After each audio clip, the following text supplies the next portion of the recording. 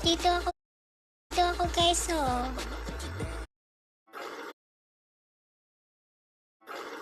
Good afternoon, guys. Halina kayo, guys. Mag-jogging na tayo. Dito ako, guys, oh. Ito po yung hinahawakan ng partner ko. Ito yung kinikartikiran niyang lupa, guys. Hanggang doon sa dulo, guys. Diba may lawak?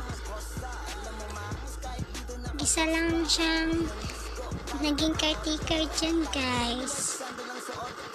Alam nyo, guys, kahit caretaker siya, hindi pa rin kami muunlad. Mahirap pa rin kami kasi may kahati siya palagi. Alam nyo ba kung sinong kahati niya? Yung magnanakaw. Dami kasing kawatan dito, guys, eh. Pati nga pag nagtatanim kami ng mais, pag ting harvest na, nakikihati pa rin yung magnanakaw. Hintik na kawatan yan. Masarap sipain.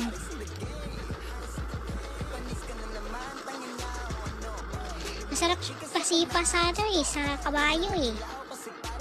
Kung pwede pa lang.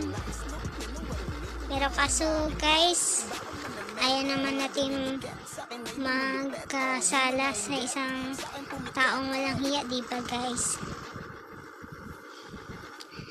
Guys, sobrang damo na ditong area, guys. Sobrang na. Kasi guys, palagi na lang umuulan, guys. Eh, pangpatay naman ng damo, guys. Gumagamit naman kami ng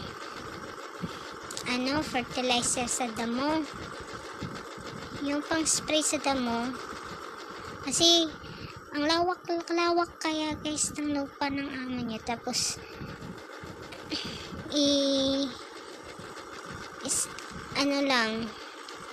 i-hand mo lang, diba? So magkakasugat ka talaga, tsaka nakakapagod, kakasakit ka pa. Wala naman siyang insurance dyan, guys, eh.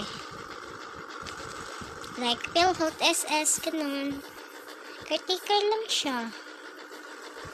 Maliit nga lang sweldo niya, guys. Dami niyang anak, guys. Gaaral. May mga college. Tapos yung sweldo niya hindi kasya. Yun naman, guys, oh, ang lawak-lawak, diba, guys? Hanggang dun sa dulo. Lampas pa sa saging. Diyan, guys. Gahanap ako dyan ng guys, dahon ng bayabas. Panggamot ko lang sa ko.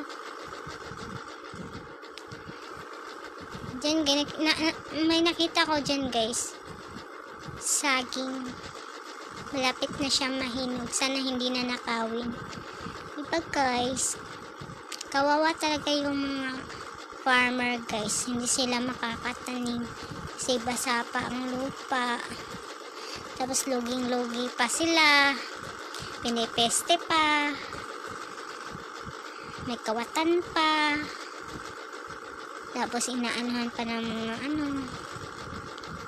basta, sari-sari na lang problema, guys, sa Pilipinas, guys. Ang hirap talaga ng buhay.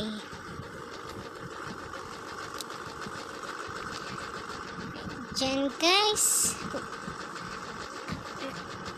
Nagdadalawang isip ako pupunta dyan, guys. Baka may ahas. Buti na lang, dumating yung parcel ko. Sige, guys. Bye-bye you. See you next time. Good afternoon.